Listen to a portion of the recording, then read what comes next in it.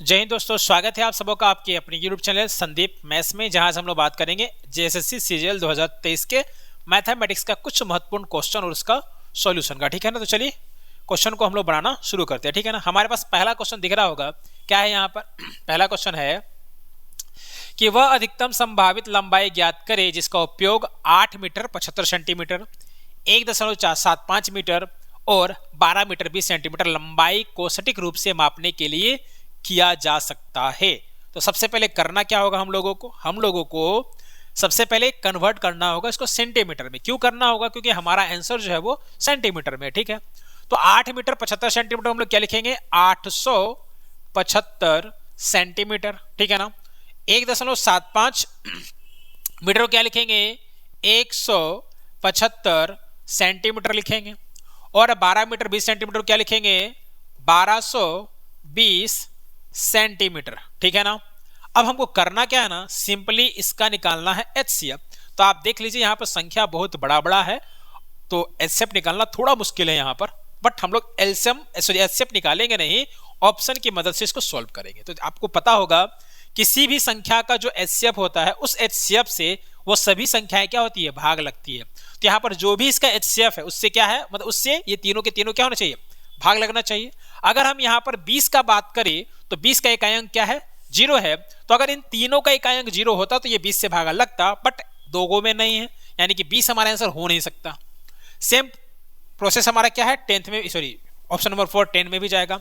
अब हमारे पास बचता है 5 और 15। ठीक है, अब ये 5 को तो हम लोग 5 गुना 1 लिख सकते हैं, लेकिन 15 को हम लोग 5 गुना 3 लिख सकते हैं।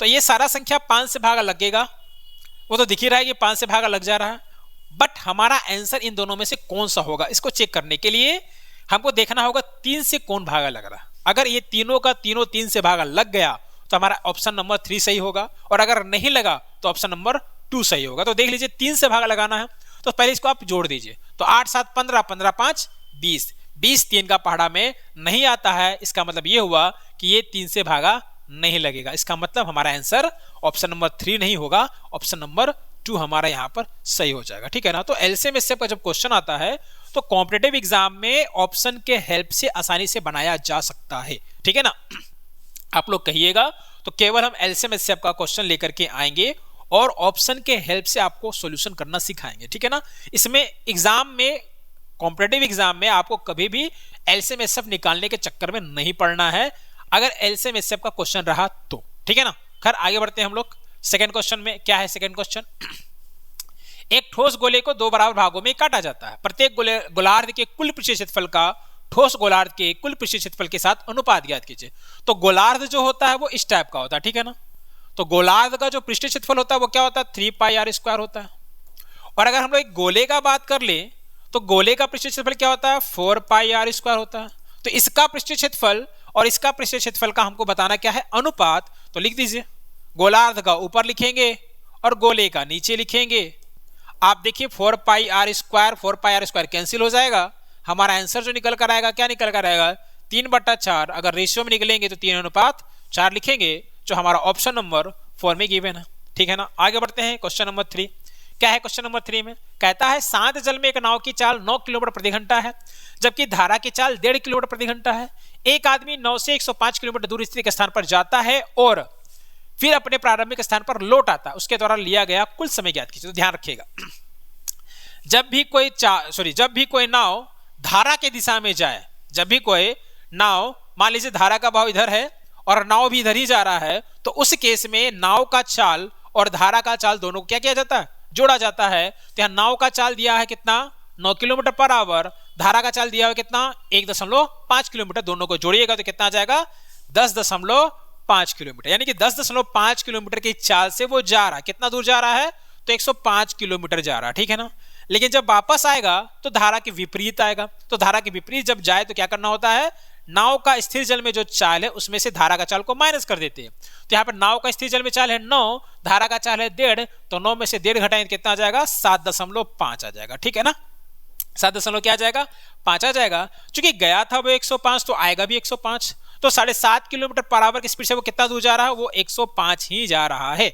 दोनों ही सिचुएशन में हमको समय निकालना है और दोनों को जोड़ करके आंसर बता देना है। तो हमारा दूरी कितना है 105, चाल कितना है 10.5, दशमलव हटाएंगे तो यहाँ पे 0 आएगा। 105 का पहाड़ा में ये 10 बार में कट जाएगा, यानी कि जाने में लगा उसको 10 घंटा। अगर आने का बात किया जाए तो 105 जाना है, कितना स्पीड से जाना है तो 7.5 के स्पीड से जाना है। दशमलव हटाएंगे तो यहाँ पर 1 0 आएगा। 15 का पहाड़ा में 15 × 5 = 75 और ये 15 छक्का 15 7 105 होता है, ठीक है ना।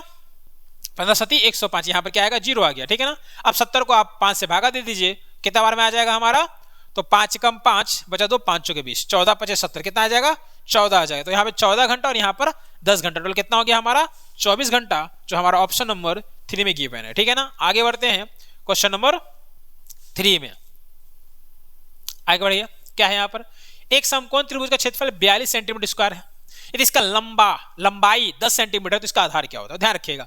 समकोण त्रिभुज का फॉर्मूला होता है क्षेत्रफल का 1/2 गुना लंबाई गुना आधार, ठीक है ना। जो कितना दिया यहाँ पर, यहाँ दिया हुआ है 42, ठीक है।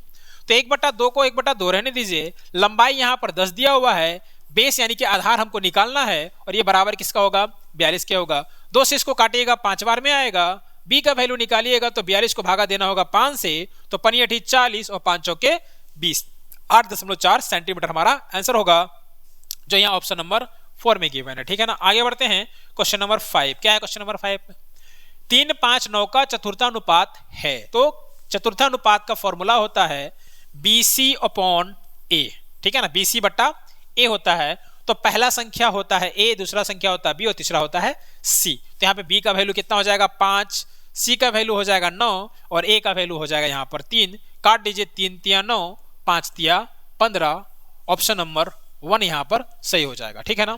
आगे बढ़ते हैं क्वेश्चन नंबर 5। क्या है क्वेश्चन नंबर 5 में, यहाँ कहता है एक निश्चित धनराशि पर 2 वर्ष के लिए 4% वार्षिक दर से साधारण ब्याज और वार्षिक रूप से चक्रवृद्धि होने वाले चक्रवृद्धि ब्याज के बीच का अंतर 80 रुपया है, तो बताइए कि धनराशि कितना। तो ध्यान रखिएगा, जब भी चक्रवृद्धि ब्याज का क्वेश्चन आए तो आप देखिएगा समय कितना है और ब्याज का दर कितना। तो समय यहाँ पर 2 है और ब्याज हमारा 4% है, और ब्याज जो है हमारा वार्षिक है, ये भी ध्यान रखना, 6 माही भी हो सकता है, तो उसको अलग तरीके से बनाएंगे।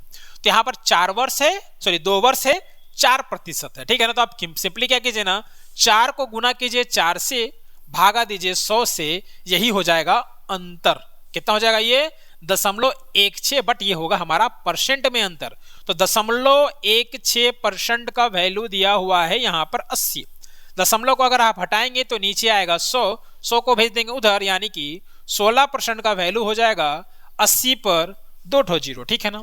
हमको बताना है 100% का वैल्यू, 4 से भागा दीजिएगा तो 4 × 16 और ये हमारा हो जाएगा 2000।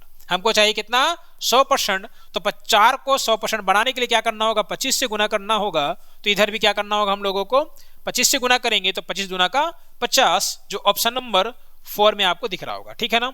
तो आज के वीडियो में इतना ही, मिलते हैं अगले वीडियो में और भी इंटरेस्टेड, मजेदार और एग्जाम के पॉइंट ऑफ व्यू से इंपॉर्टेंट क्वेश्चन के साथ। तब तक के लिए जय हिंद।